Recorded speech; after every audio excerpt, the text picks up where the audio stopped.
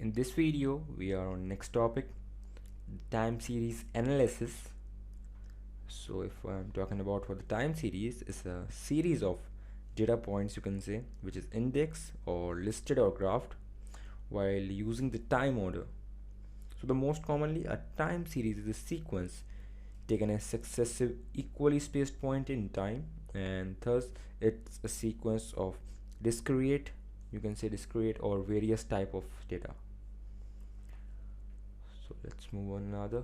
Time series analysis is a statistical technique that deals with time series data or trend analysis. So it deals with the time series data or for the trend analysis, but we have various types of data here. The time series data means that data is in series of particular time periods or intervals. The data is in series. So the data is considered in three types here. Firstly, we have the time series data, cross-sectional data, pool data. So let's talk about time series data, a set of observations on the values that are variable takes at different times.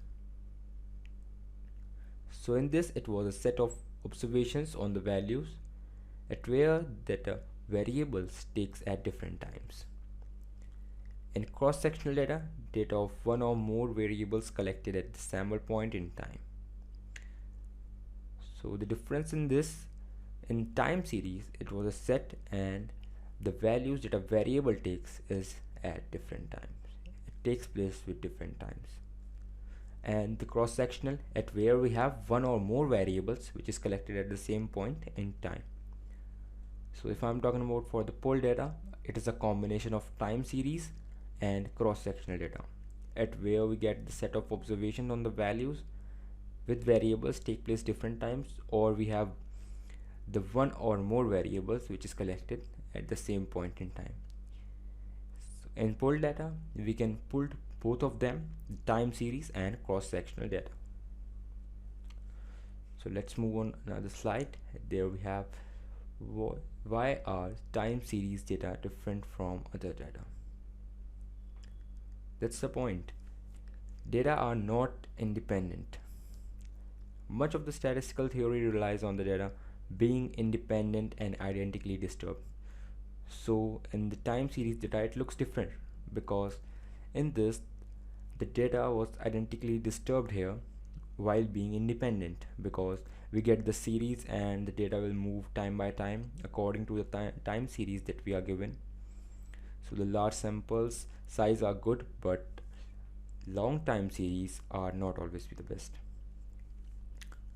So it was showing for the large sample size are good, but a long time series are not always the best.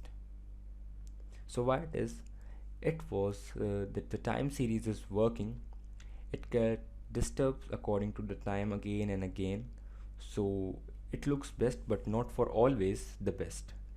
Time series often change with time, so bigger isn't it always better. As I told you, instances with deterministic factors are not readily available and the accuracy of the estimate can be compromised on the need.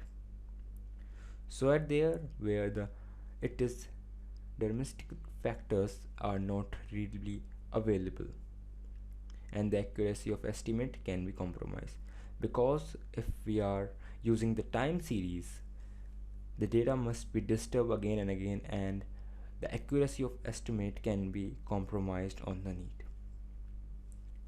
So that's why the time series data is different from the other data. Next we have components of time series. At there we have three components, the components of time series: long-term movement or trend, short-term movements, random or irregular movements. So let's talk about the long-term. So in this movement we have a time series for a very long time and the data must be changed. In short term we have two types: seasonal variations and cyclic variations. In seasonal, the time series occurs according to the seasonal ways. As you can see, the weather, the time series of a weather defines the seasonal variables, and the cycling variables which are vary for short term. at where we get the small movements, as there you can say is the example of days. In random or irregular movements, we have the usage of both. You can say it was random, but the data must be disturbed and it was changed irregularly again and again. So these are some components of time series. So I hope you learn about the time series, why its data is different from other, and the components of time series. I will show you its practical in the lab session. So that's all in this video. Thank you.